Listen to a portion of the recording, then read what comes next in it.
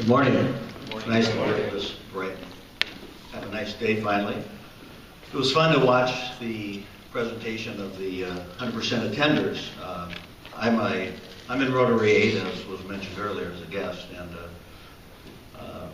I became a corporate member about 10, 12 years ago, and it was because of the announcement of the 100% attenders. One November, I got a call about 10, 12 years ago, and they said, Jeff, this is the chairman of the membership committee. He goes, Jeff, there's 6 meetings left, and you need 10 of them. So I decided that it was much easier to become a corporate member where you don't have to actually attend. You just give money and visit wherever you want to visit and have fun doing it, giving back to the community. Well, I spoke in Tacoma about 3 years ago at a Chamber of Commerce, and I really didn't think I'd ever be asked back to talk about real estate after, think back 3 years ago what was going on in the marketplace. But the good news is things are better. And what I thought I would do today is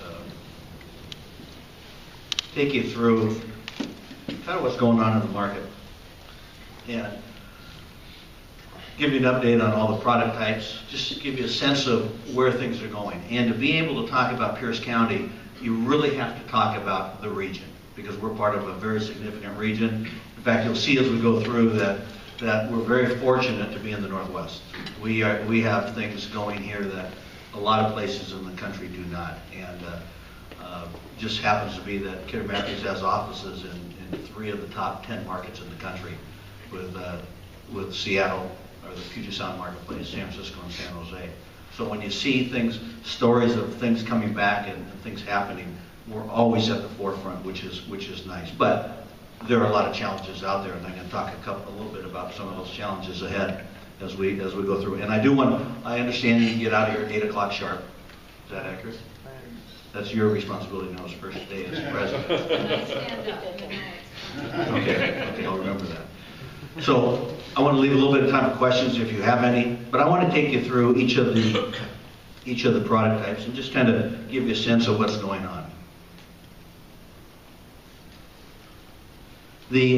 Probably the sector that has the most velocity right now is really the apartment market. There's just a lot of activity going on.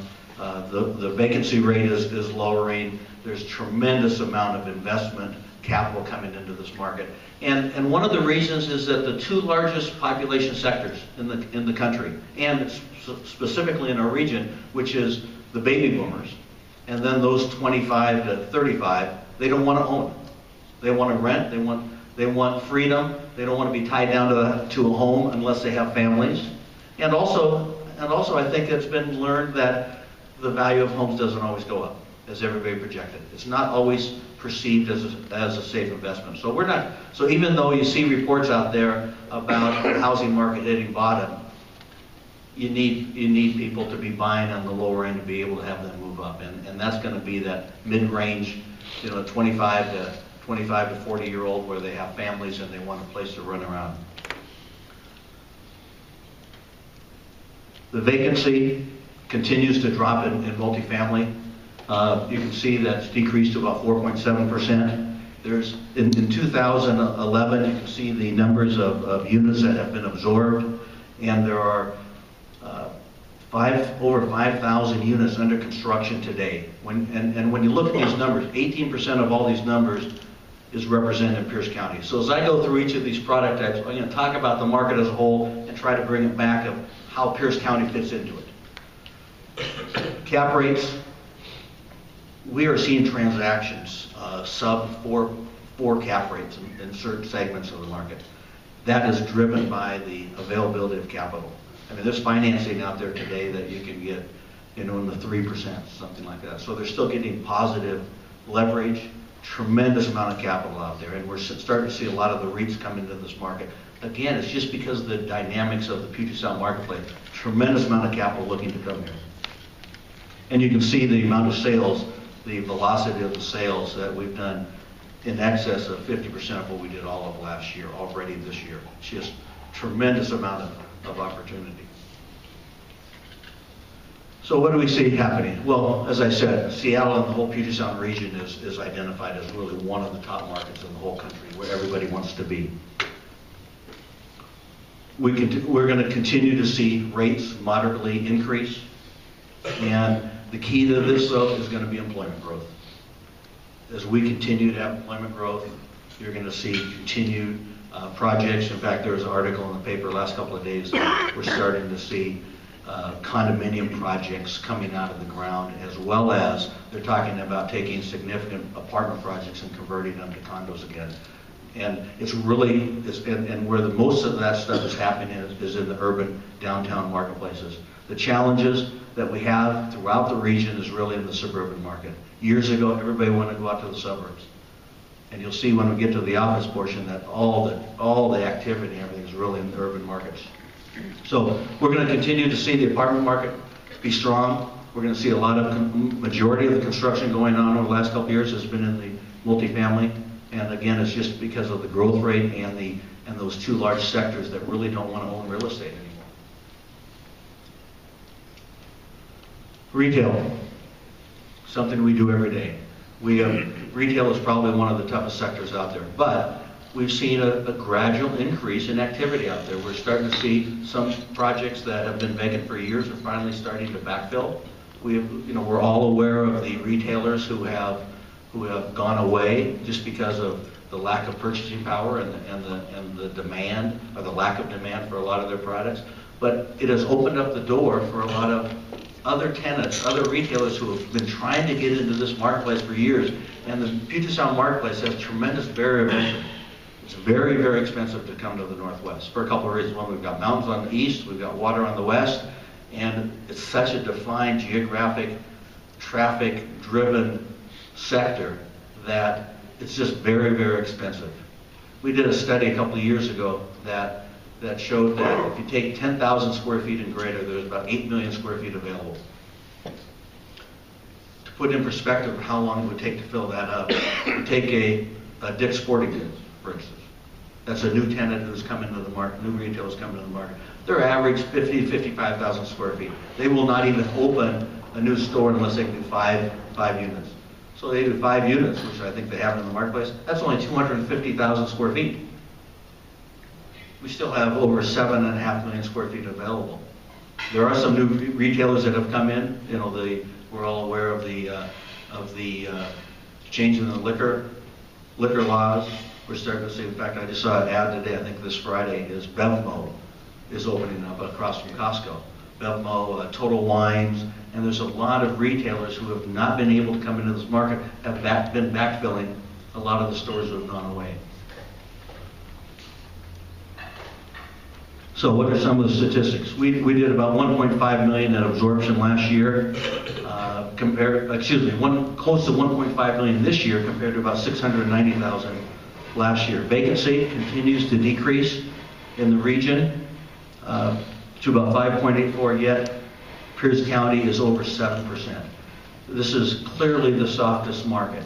And the further out you go beyond the core retail areas, and the core retail area in Pierce County is obviously by the either Tacoma Mall or South Hill Mall. You get much beyond there, you're going to see tremendous vacancies and a real challenge for the retailers because there's not been the residential growth that was predicted out in these suburban areas, and that's where new homes haven't been built, there's vacant lots, a lot of high unemployment. They're just not purchasing other than their necessities.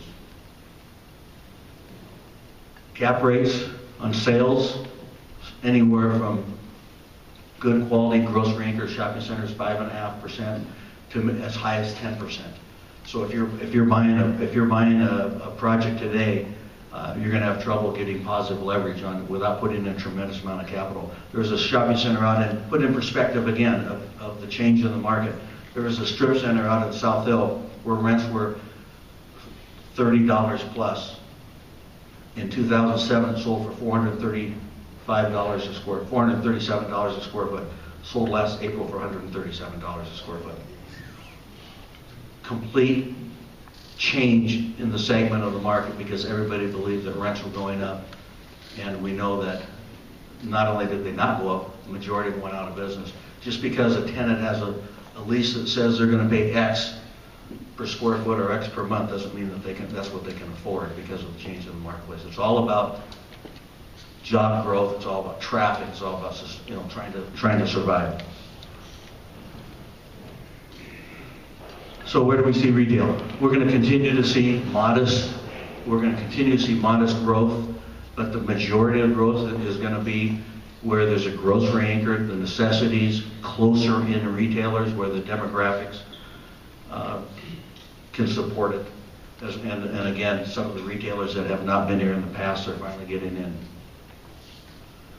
Industrial.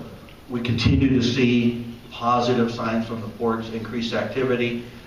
But again, that's directed. So much of the port traffic is directed off consumer purchasing and the traffic that we get here. There's been a shortage of industrial space. That segment of the market has been very strong. As some of these retailers have come into this market that haven't been here before, we've been able to backfill the industrial. Large 200, 300,000 square foot plus facilities have really been the sweet spot from the standpoint of industrial in this marketplace.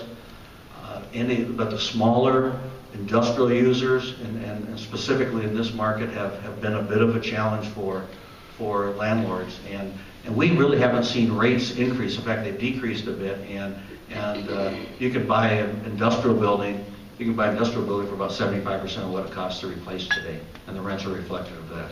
In 2007, investors were paying more for empty buildings than they were for full buildings because they believed that the velocity of merchandise coming in was going to be so great that the rents were going to continue to increase. And it's taken 2 to 3 years for some of those spaces to fill up, where they paid high numbers on a per square foot basis, almost twice what it costs to replace them, just to get into this marketplace. So what are some of the stats? Again, I said net absorption has been very good. A little over 3 million square feet have been absorbed this year, of which slowed down a bit because 2.2 million of that was in the first quarter. So we've seen a slowdown in the second quarter. And I think that's a direct reflection of what's going on around the world. There's just a lot of companies are very nervous about the global economy. They're afraid to make decisions, and it's going to have a trickle-down effect on everything that we do. You can see the vacancy has decreased to about 6.4, and Pierce County is a little under 6.5%. The total market is over 300 million square feet of industrial.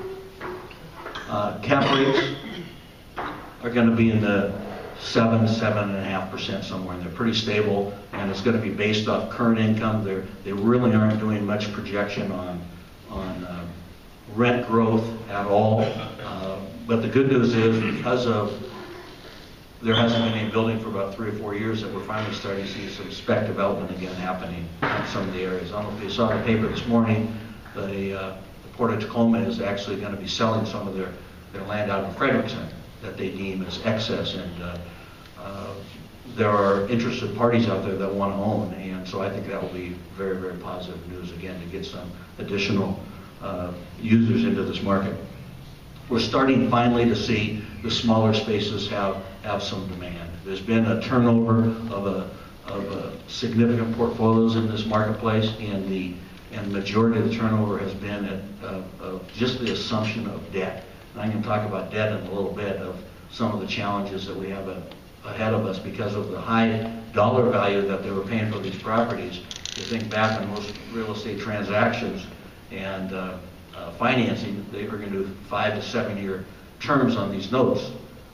Well, you go back to 2005, 2007, those are finally starting to come due now, and the underwriting has changed significantly, and there's been, hundreds of millions of dollars worth of industrial properties have been given back to the lender. So we've got some new players coming into this marketplace that we haven't seen in the past.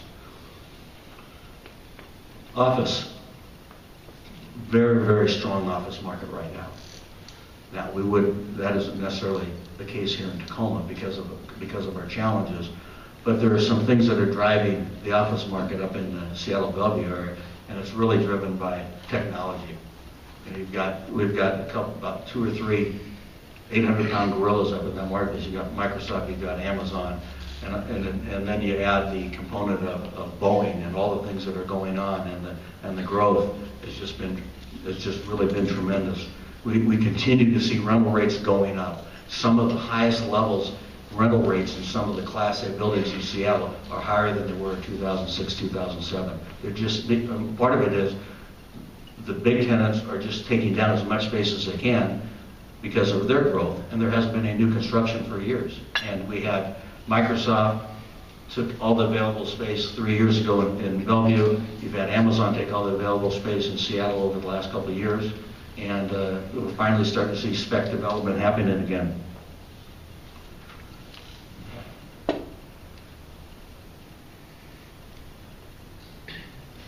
You can see the net absorption continues to happen, with most of that happening up in Seattle. Our vacancy, oh wait.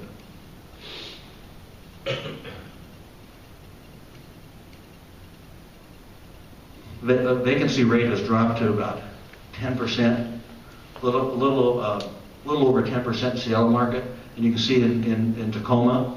We're about 12.4, but the availability of space is in excess of 14%, which means we know there are leases coming due, tenants are downsizing, and the space that isn't technically on the market is available on the market. It's just, yeah. What's a normal vacancy rate for? Normal? Yeah, I mean, what? Well, this is a new normal. Yeah. Healthy is going to be probably 6 to 7%, somewhere in that segment of the market. At 7%, you'll start seeing new construction. The reason we're starting to see new construction plans in Seattle, even though it's in excess of 10%, there aren't any large spaces available. That's backfilled space. For instance, there's a tenant, a technology tenant, 2 years ago took 3,500 square feet. A year ago they moved into 90. They're in the market for 200,000 square feet. There are no spaces available for 200,000 square feet in Seattle. Again, that's the Amazon factor, the Microsoft factor, and all these other technology factors. So there is demand on that side. We know our challenges down here. One of our larger tenants, remaining DaVita, you hear, they're in the marketplace right now, trying to make a decision where to relocate a significant portion of their facility. They're staying where they are, right down the street, because they've got an excess of 10 years left there.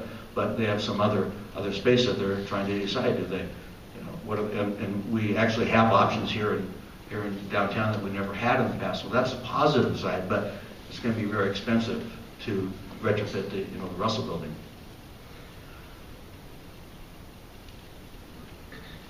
Again, the Seattle market is one of the hottest markets in the country. Tremendous investment dollars coming into the market. Everybody wants to be here. There are new players in the market, and over time, as that continues to grow and rates continue to go up, that will bode well for Pierce County, because just the overflow of space, the overflow of demand will come down into this market because lower cost, the quality of life, and all the amenities that we have down here. We finally are on the radar screen because we have such a great cultural community, and so we get a lot of press because of the cultural side of things, all the museums that we have. We get a lot of people coming through town. The challenge has been we haven't had space to show them. So over time, we're gonna start reaping the benefits of that. So at the end of the day, what do we need? We need job growth. There's no question about it. And job growth is going to hit every sector. Will really hit every sector of the real estate marketplace, from the residential side all the way through to ultimately to the consumer side of things. And we'll start seeing retail shops coming back and retailers surviving. If you think back of in your neighborhoods, majority of the small strip retailers, where'd they come from? They were, the homeowners started their own business and wanted to, got a franchise, or they ran their own business. And where did they get their money? They got it from the equity in their home. And the equity is gone, which means their lines of credit are gone, which means they've gone out of business. What kind of company is that? You listed Bloom Company. What kind of a company is that? It's a developer. That's a real estate development company in Seattle. So you're looking for space, but that isn't going to help employment, is it? Well, if these companies continue to grow, as they grow and they have spin-offs, that's going to help employment. I mean, there are, in fact, as you look at the market and you look at each sector of the market, it's almost like the haves and the have-nots. Those companies that are doing well are doing very, very well. And those that are maybe in the wrong sector, in the wrong location, there just isn't demand for it. They're just really, really struggling out there. And that's really the small business. And you think about Pierce County is made up of a lot of small businesses. You know, how many times, one of the largest, interesting that you look at small retail spaces, one of the fastest growing sectors out there is frozen yogurt. How many times, how many frozen yogurt stores can we go to? Our kids love them. But how many of those are going to actually survive at the end of the day? They're not big users, but those are just our average, everyday individual out there that's living their dream, going out and running their own business. And the challenge for them is getting the capital to do what they want to do, where in the past they've all tapped into their home equity. And that is gone. So we need job growth. There's no question about it, we need job growth. And there are some sectors that are growing like crazy, especially technology. There is a tremendous amount of recapitalization of debt that we still have to deal with. I just saw an article recently, and I mentioned earlier that transactions were about 2005 through 2007. Those debts are rolling. There's $1.3 trillion worth of debt in commercial real estate that's coming due over the next couple of years. 1.3 trillion. If that's the debt, it's I think it's a safe assumption to say that the assets are going to be less than that 1.3 trillion, the value of those assets. Almost all of the debt that was put on back in the mid-2000s was somewhere between 75, 85, 90% leveraged. The values, rents have gone down in almost every sector. The underwriting has changed. So somebody either has to put in, to refinance an existing property, they either have to put in more capital, or the lender is going to take it back, or somebody's going to buy it at 20, 30, 40 cents on the dollar. It's just a reality of the market.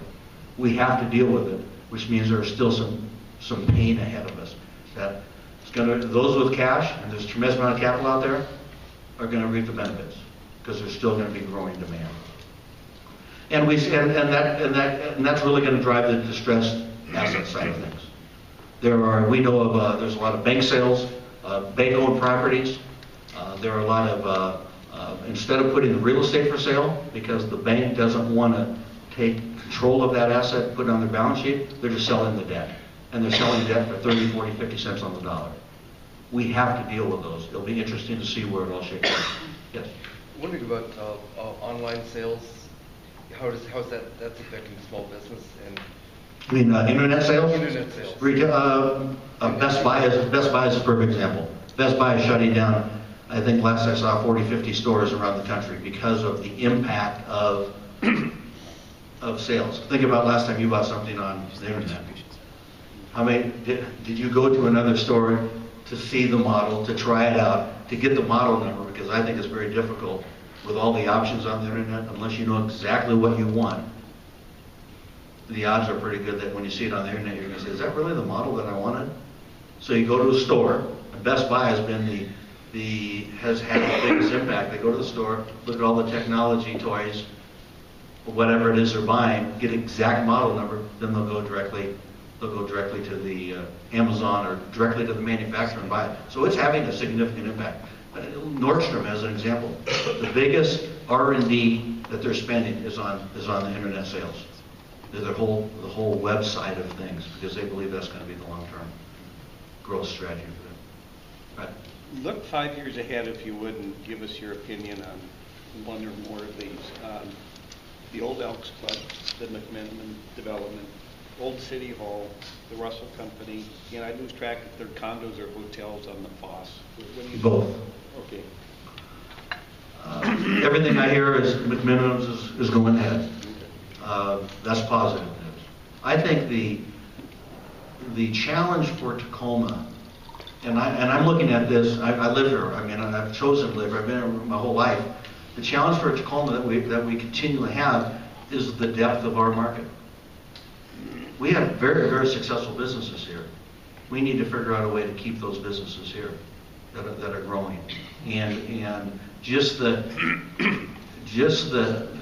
availability of space is very positive. But, all of our kids, those of us that have kids in the 20s, and I've got a couple of them, when they look at where they want to be, they make a decision, they say, I want to be where the action is. We need to figure out a way to make sure that downtown Tacoma is vibrant. We have the best cultural environment of anywhere really on the West Coast, maybe even in the country. We need to translate that into people living here, staying here, spending dollars here.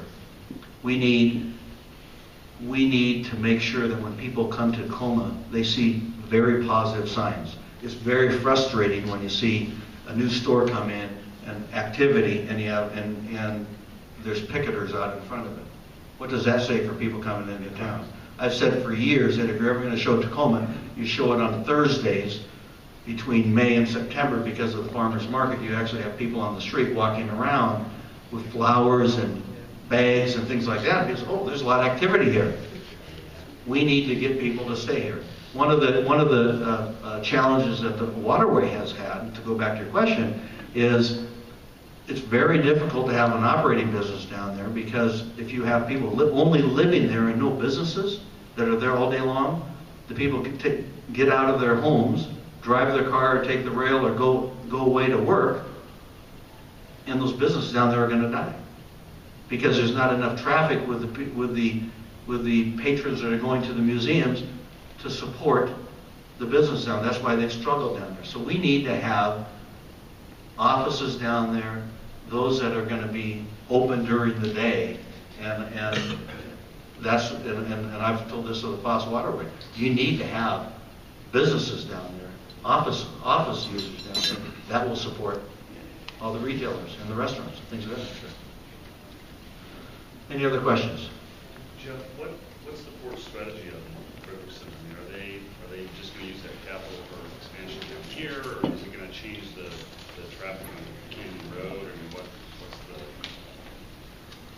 I think that, and I don't know the full strategy, but in fact, even in the paper today, one of the challenges out there has been traffic. And they finally have to a point that you can actually move goods and services back and forth. And I think that they really want to focus on the port.